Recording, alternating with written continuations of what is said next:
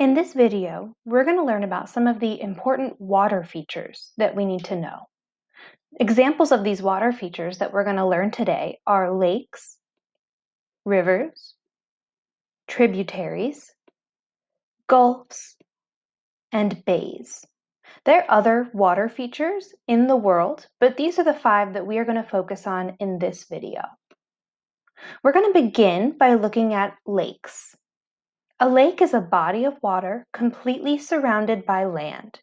So in this photograph of a lake, you can see that the body of water in the middle is fully surrounded by land on all sides.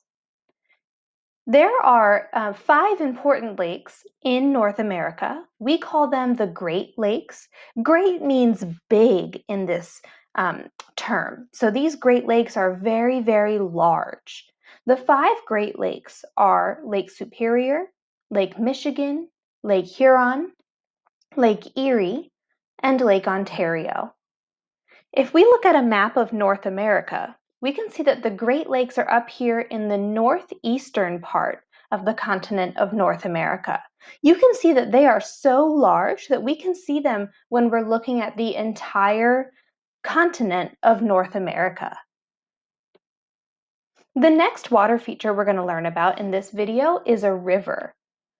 A river is water that flows from high to low elevation. So in this photograph, we have a photograph of the James River in Richmond, Virginia.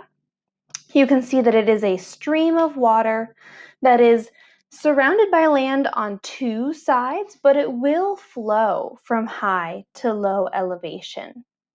It's important to remember that rivers come in all shapes and sizes. So here we have another photograph of a river, but we can see that it kind of winds its way through this landscape and breaks off at some points. So rivers come in all shapes and sizes. Next, we're going to talk about a tributary, which is related to a river. A river tributary is a stream, creek, or river that flows into a larger body of water. So we're going to look at this photograph to see a couple of different examples of tributaries. Remember, it's something small that flows into a larger body of water. In this satellite photograph, there are lots of rivers here. There's a large body of water here, and then an even larger body of water here. So we're going to look at the James River, which is this body of water here. The James River flows into the Chesapeake Bay, which is much larger than the James River. Because the James River flows into a larger body of water, the Chesapeake Bay, the James River is a tributary for the Chesapeake Bay. There are other rivers that you can see here that are also tributaries for the Chesapeake Bay because they are smaller bodies of water that flow into a larger body of water.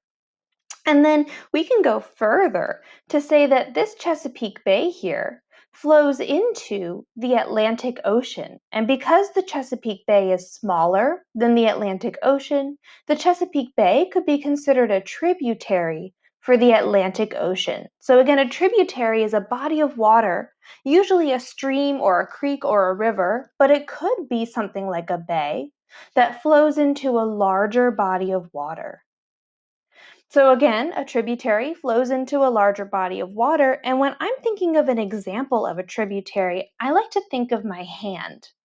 And if you look at your hand right now and kind of put it up the way that it is on this screen, your fingers are much smaller than your hand, and they kind of flow into your hand, which is bigger. So if you look at your hand, it's kind of like your fingers are the tributaries to your much larger hand. That's kind of an easy way that I like to think about it sometimes.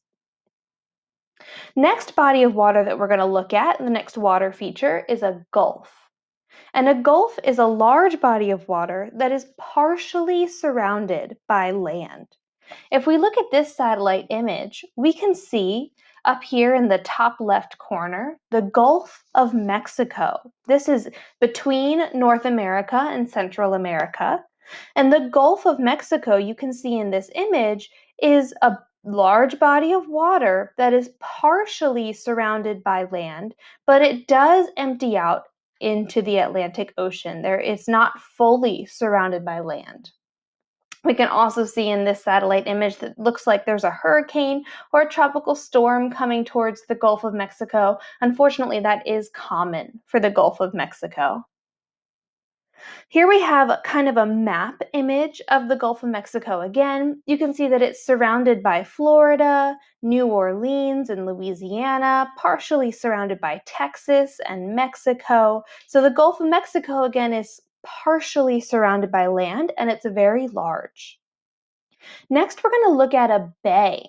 And a bay is a body of water that's partially surrounded by land, so it's kind of the same definition. The difference is that a bay is much smaller than a gulf.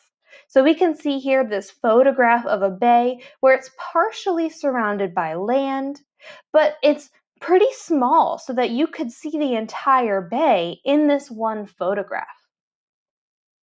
So again, when thinking about the difference between a gulf and a bay, they are both bodies of water that are partially surrounded by land. But when we look at this satellite photograph of North America, we can see that the Gulf of Mexico is big. We can clearly see the Gulf of Mexico here. But the Chesapeake Bay is much, much smaller. We can sort of see the Chesapeake Bay, but this kind of highlights the fact that the difference between the Gulf and a bay is that a gulf is usually much, much larger than a bay. So those are our 5 water features that we are focused on in this video. A lake, which is completely surrounded by land. A river, which flows from high to low elevation. A tributary, which flows into a larger body of water. A gulf, which is a large body of water that's partially surrounded by land. And a bay, which is a smaller body of water, partially surrounded by land.